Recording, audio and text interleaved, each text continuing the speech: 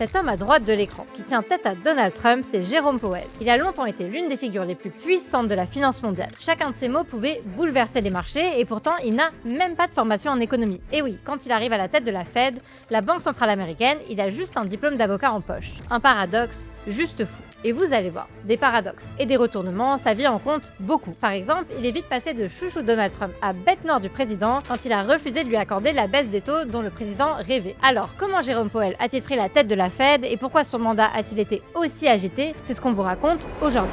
Jérôme Powell grandit dans une famille aisée. Son père est avocat, sa mère est mathématicienne et ça lui permet de fréquenter les meilleures institutions américaines. D'abord, l'école jésuite de la Georgetown Preparatory School, puis la très prestigieuse université de Princeton, puis enfin l'université de Georgetown, une vraie machine à fabriquer l'élite américaine où il fait du droit. Après toutes ces études, vous imaginez bien qu'il veut enfin gagner de l'argent. Alors, il se met au service de grands cabinets d'avocats, puis en 1990, il passe une tête au Trésor américain. En fait, le Trésor, c'est une vraie machine de guerre qui compte plus de 80 000 employés pour 5 milliards de dollars de budget annuel. Et cette institution est vraiment au cœur de l'économie américaine.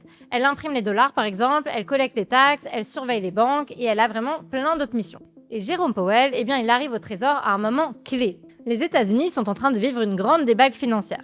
Une banque majeure, la Savings and Loans Association, aussi appelée SNL, est en train de s'effondrer. Et au début des années 90, eh bien, c'est le drame. Un tiers du réseau SNL s'effondre et la Fed et le Trésor se retrouvent à devoir signer de gros chèques pour stabiliser le système financier. En fait, au total, on estime carrément que la faillite de la SNL a coûté près de 124 milliards de dollars à l'État américain. Donc Jérôme Powell observe tout ça de près et il en tire pas mal de leçons sur les manières de maintenir l'économie américaine à flot en période de crise. Mais en 1993, Bill Clinton succède à George Bush et donc, comme c'est la tradition aux États-Unis, les fonctionnaires haut placés du Trésor quittent leur poste pour que le nouveau président puisse mettre son équipe en place. Jérôme Powell, lui, retourne donc dans le privé. Il va travailler quelques années en private equity et ces années en finance lui permettent de faire grimper sa fortune personnelle, à l'époque estimée à plusieurs dizaines de millions d'euros. Mais avec les années, Jérôme Powell s'interroge de plus en plus sur le sens de sa carrière. En fait, il en veut un peu plus. Il aimerait se sentir plus utile, il aimerait plus servir son pays, donc il finit par tout plaquer pour se mettre au service d'un think tank, le Bipartisan Policy Center, qui a pour spécialité de réfléchir à des propositions de loi et de mélanger les démocrates et les républicains. Et là, son seul salaire, c'est une rémunération symbolique de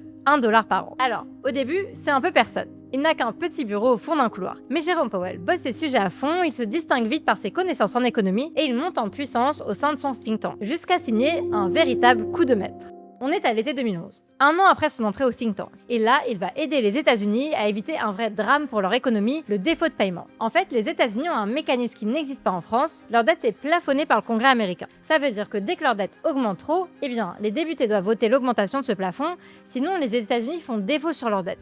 Et ça, c'est évidemment une catastrophe. Faire défaut sur sa dette, c'est le moyen de s'assurer que plus personne ne voudra acheter vos émissions de dette futures. Donc à l'été 2011, les républicains ne veulent plus rehausser ce fameux plafond de la dette parce qu'ils trouvent que Barack Obama est un président trop dépensier. Alors, Jérôme Powell, qui est lui aussi un républicain, multiplie les cafés et les déjeuners avec les sénateurs de droite pour leur expliquer qu'ils ne peuvent pas refuser de rehausser ce plafond, c'est vraiment le moyen de tuer leur économie.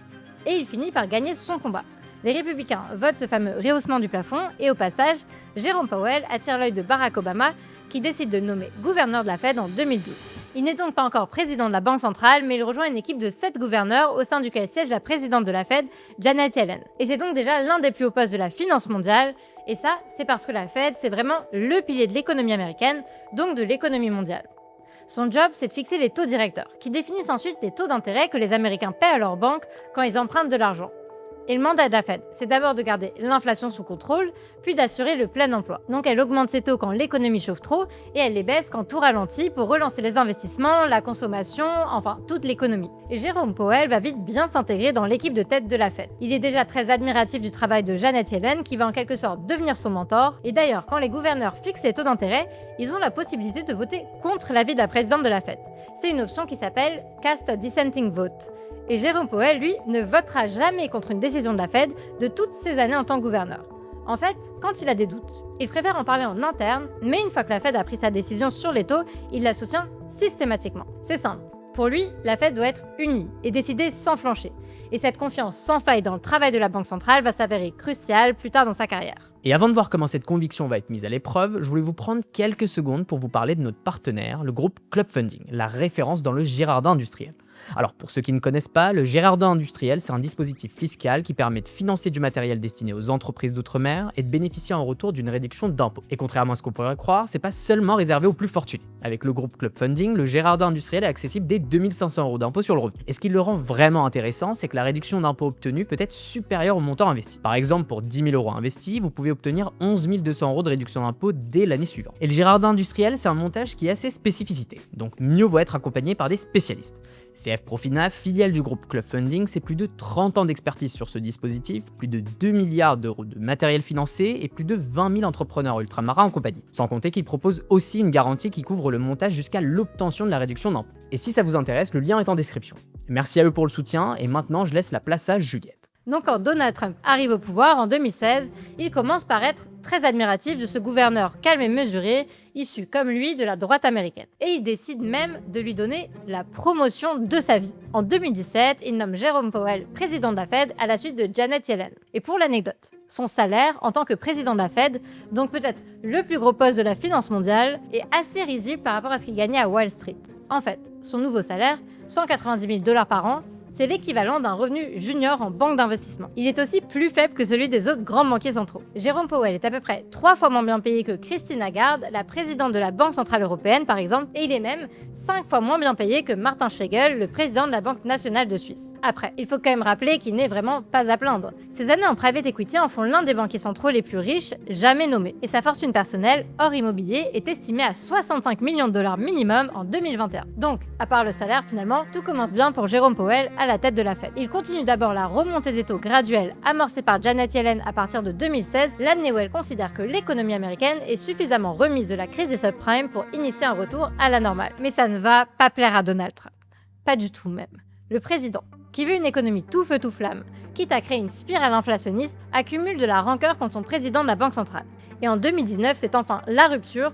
Donald Trump compare Jérôme Powell à Xi Jinping, le président de la Chine, sur Twitter. Donc vous voyez que les tensions entre les deux hommes ne datent vraiment pas d'hier. Et à partir de ce moment-là, Jérôme Powell devient vraiment la bête noire du président, qui n'hésite pas à l'insulter en public. Mais Jérôme Powell essaye de résister à la pression. Sa priorité, c'est de conserver l'indépendance de la Fed. Et cette indépendance est cruciale pour les banques centrales du monde qui doivent finalement être libres de prendre des décisions impopulaires. Par exemple, une augmentation des taux qui risque de ralentir la croissance mais qui permet de garder l'inflation sous contrôle. En fait, une célèbre étude de l'économiste Alberto Alesina montre que les pays qui ont une banque centrale indépendante ont tendance à bien mieux contrôler leur inflation que les autres pays. Au contraire, les pays où la banque centrale est soumise au président font souvent des sorties de route phénoménales. C'est ce qu'on a vu par exemple en Turquie. Le président Recep Tayyip Erdogan a licencié 4 banquiers centraux de suite pour avoir rehaussé les taux d'intérêt, donc il s'est retrouvé avec des banquiers centraux yes man qui ont plongé la Turquie dans une longue crise d'hyperinflation dont elle n'arrive toujours pas à sortir aujourd'hui. Bref, Jérôme Powell résiste aux pressions et il finit par se passer quelque chose d'assez inattendu à la fin du premier mandat de Donald Trump. La pandémie de Covid va venir réchauffer la relation entre les deux hommes. Pendant la pandémie, pour sauver l'économie,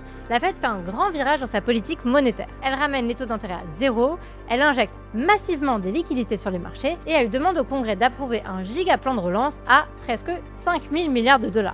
Grâce à ça, l'économie américaine reste à flot et fin 2021, le chômage qui avait bondi à 14,7% début de pandémie est retombé à seulement 4%. Donald Trump retrouve donc une opinion favorable de son banquier en chef et juste avant de quitter le pouvoir, il confie même que Jérôme Powell est son Most Improved Player, son joueur qui a le plus progressé. Mais ce répit ne dure qu'un temps. Le mandat de Jérôme Powell se corse à nouveau sous Joe Biden, comme post-pandémie, l'inflation décolle. Et c'est là que pour les analystes, il va venir commettre ses vraies premières erreurs. Alors, pourquoi l'inflation décolle sous Biden? Eh bien, les raisons sont multiples. Déjà, tout le monde sort de la pandémie, donc tout le monde a envie de consommer, d'aller au restaurant, d'aller au cinéma, alors que les chaînes d'approvisionnement, elles, ne sont pas totalement rétablies. Donc la demande dépasse l'offre, ce qui nourrit, vous l'avez, l'inflation. Ensuite, parce que le début de la guerre en Ukraine, eh bien, fait décoller les prix du gaz et du pétrole, on s'en souvient tous, ce qui là aussi nourrit l'inflation. Et traditionnellement, quand il y a un pic d'inflation, les banques centrales remontent leur taux. Sauf que Jérôme Powell, lui, répète partout que cette inflation est passagère, ce qui va d'ailleurs l'obliger à sortir des phrases un peu confuses quand cette inflation s'installe dans le temps.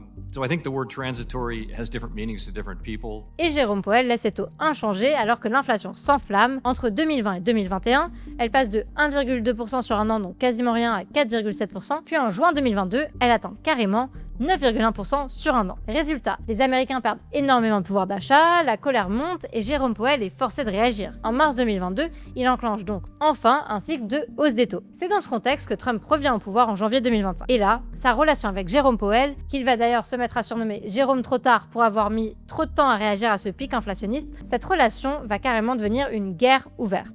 Donald Trump, furieux contre les taux d'intérêt, qu'il aimerait voir à 1% quand ils sont à 3,75% en janvier 2025, se met donc à traiter Jérôme Powell de débile et de demeurer à tout bout de champ, en plus de son fameux surnom.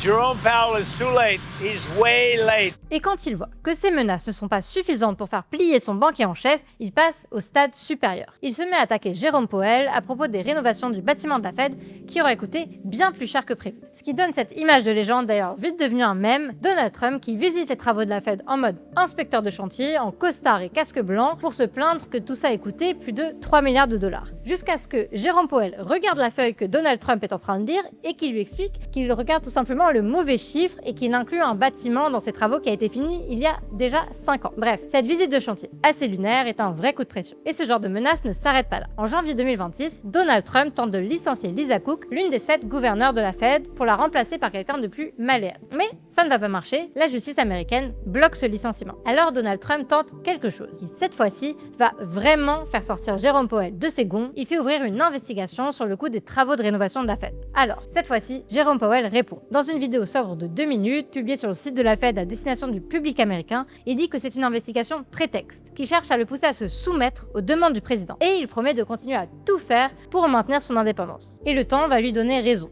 En avril 2026, les procureurs de l'État de Washington classent ces poursuites judiciaires sans suite, mais c'est une victoire douce amère pour Jérôme Powell. En fait, archiver ces poursuites, c'était une étape nécessaire pour faire valider la candidature de Kevin Warsh, l'économiste qui va venir le remplacer à la tête de la Fed auprès du Congrès américain. Et comme Kevin Warsh a lui aussi été nommé par Trump, de qui il a longtemps été proche, les analystes craignent qu'il résiste moins bien aux pressions du président que Jérôme Powell. En tout cas, Donald Trump a déjà commencé à dire partout qu'il espère que Kevin Warsh fera passer les taux directeurs du fameux 3,5% à 1%, une baisse énorme qui risquerait de créer, vous l'avez, une spirale inflationniste, mais Kevin Warsh s'est quand même dit, lui, attaché à l'indépendance de la Fed dans son premier discours en tant que banquier central le 17 juin 2026. Bref, en réaction à cette nomination et à cette fin de mandat un peu chaotique, Jérôme Powell a pris une décision peu commune. Pour sanctifier l'indépendance de la Fed, il a choisi de reprendre son rôle de simple gouverneur à l'issue de son mandat présidentiel. Un choix qu'aucun autre président de la Fed n'avait fait depuis 1948. Bref, vous l'avez compris, les 8 années de Jérôme Powell à la tête de la Fed ont été parmi les plus mouvementées de l'histoire de cette grande institution américaine. Il y a d'abord eu le Covid, il y a eu la guerre en Ukraine, il y a eu la guerre à Gaza, l'Iran, l'inflation qui s'envole et surtout les pressions sans précédent de l'administration Trump contre l'indépendance de la Fed. Et au cours de toutes ces batailles, il a su conserver ses principes, sa droiture et son indépendance. Donc il restera sans doute dans les mémoires comme une grande figure de la Fed, même s'il a échoué sur sa fin de mandat à atteindre l'objectif qu'il s'était fixé d'une inflation à 2%.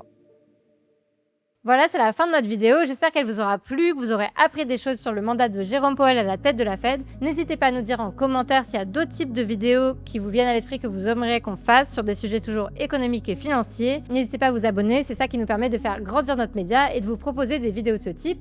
Et moi, je vous dis à très vite pour une nouvelle vidéo.